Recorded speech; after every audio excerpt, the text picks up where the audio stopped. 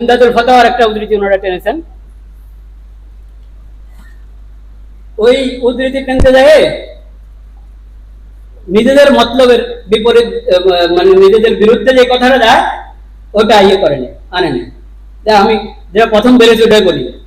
এখানে ইমদাদুল ফাতাওয়া দ্বিতীয় খণ্ড 155 নম্বর পৃষ্ঠা থানভী রহমাতুল্লাহ বলেছেন যে হেলালের বিষয়ে দায়িত্বশীল যারা, অথরিটি ফয়সালা করা, তারা যে ফয়সালা করবে ওটার সাথে দ্বিমত করবে না, না আমালান, না ইলামান, না ইমালান।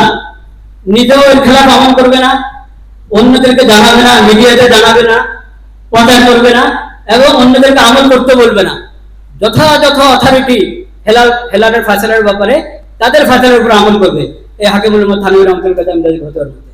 তো যারা যথাযথ অথরিটির বিরুদ্ধে একদিন আগে করে, দুদিন আগে করে, তারা হাকিমুল উম্মাহ থানভী রহমাতুল্লাহ যদি হাওয়ালা দেয়, হাওয়ালা চলে? আচ্ছা, আরো শুনেন। ওই জমানাতে আর এটা চিন্তাও করতো না মানুষ।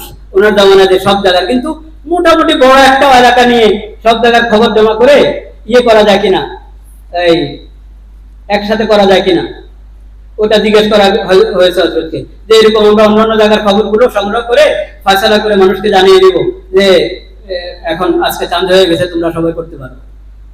এখনো না আপনারা খালি বলে যান মিডিয়া সব জায়গায় হয়ে যায়, তখন তো আর এই সুযোগ ছিল না। কিন্তু তখনের যোগাযোগ ব্যবস্থা হিসেবে যতদূর সম্ভব যতদূর আমরা করতে চাই। হুজুর আপনি কি বলেন? হাকিমুল উম্মাহ থানভী রহমাতুল্লাহ উনি কিন্তু প্রবক্তা, লা ইবরাতাল ইখতিলাফিল মাতালিব, উদয়স্থলের ভিন্নতার ধর্তব্য নয় এটার প্রবক্তা মাওলানা আশরাফ আলী থানভী। কিন্তু উনি বলেছেন, কি বলেছেন শুনেন, जोकि कोई हुक्म बिला दलील साबित नहीं होता और उसको वजूब की कोई दलील नहीं, लिहाजा ये अमर वाजिब है।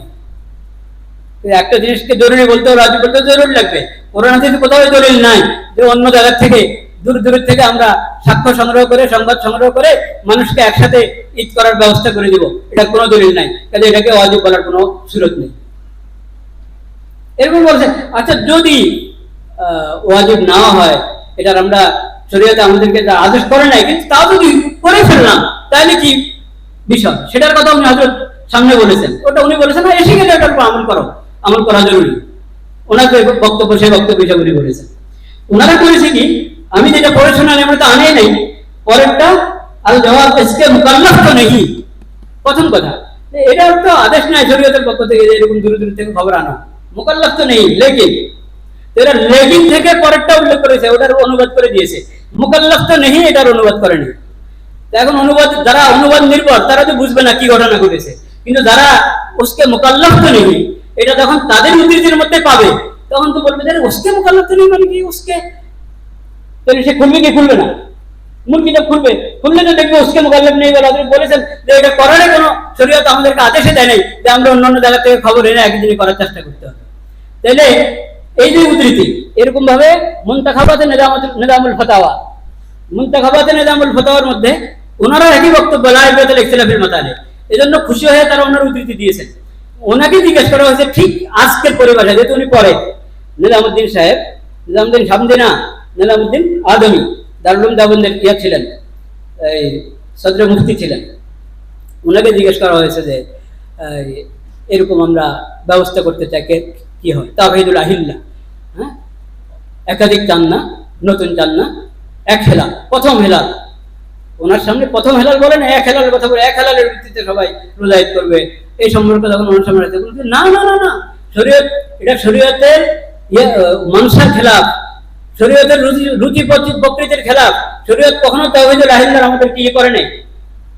क्योंकि तौहीद अहिल्ला शरान तो मतलब ही नहीं और न इसका इल्तिज़ाम ही दुरुस्त या महमूद होगा, बल्कि ये चीजें मंशा शरा और शारे अलैहिस्सलाम के खिलाफ हैं, जैसा कि हम अपने रिसालत तौहीद और अहिल्ला में तफसील से कह चुके हैं। কোনো এসবের কোনো শরীয়তের মধ্যে এটা নাই, এটার কোনো দলিল নাই, শরীয়তের মানসার বিপরীত, এটা মতলুবও না এবং মাহমুদও না। মুনতাখাবাতে নিজামুল ফাতাওয়া খণ্ড 2 পৃষ্ঠা 122। ইনি হলেন 136-এর একজন। 136 যে এই রেফারেন্সের কথা তারা টানছে, এখানে মধ্যে তাদের বক্তব্য না, এখানে আছে অন্য কথা, যেটা আমি আগে বললাম।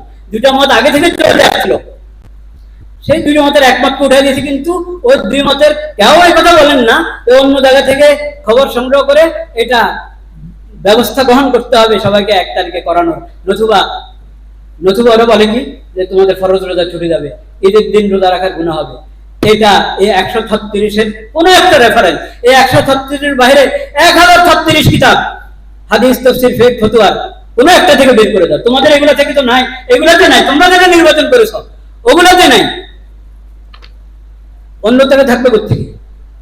তাইলে তারা যেটা বলতে চায় এটা কোরআন হাদিসের দলিল দ্বারা সাবিত নাই, হাদিস তাফসীর এর ব্যাখ্যা গ্রন্থ নাই, এবং ফিকহ ফতোয়ার কিতাব নাই। তাদের বক্তব্য কি? তাদের বক্তব্য হলো, তাদের বক্তব্য কি এখন সত্য কথা কি বলবো?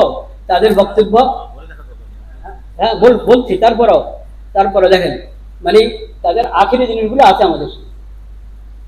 আমরা তো ওলামায়ে কেরাম, এই যে হযরত মাওলানা আবুল বাশার সাহেব হুজুর, মুফতি দেলাওয়ার সাহেব এসেছেন কিনা, হুজুর সহ অনেকেই বসা হয়েছিল ওই ভাইদের সঙ্গে ইসলামিক ফাউন্ডেশন 2017-তে বসা হয়েছে। তো এখন তো আরো কয়েক বছর পার হলো, 2027 সালে, এত বছরের মধ্যে, হ্যাঁ 2026, এত বছরের মধ্যে তারা নতুন কি লেখন আর এগুলো তো জানা দরকার। ওনাদের শেষ, উনিও মজলিসে ছিলেন, আব্দুল সালাম সাহেব, হিজরি ক্যালেন্ডারের প্রয়োজনীয়তা এই নামগুলো নতুন বই লিখেছেন। এটা আরেকটা নতুন তাদের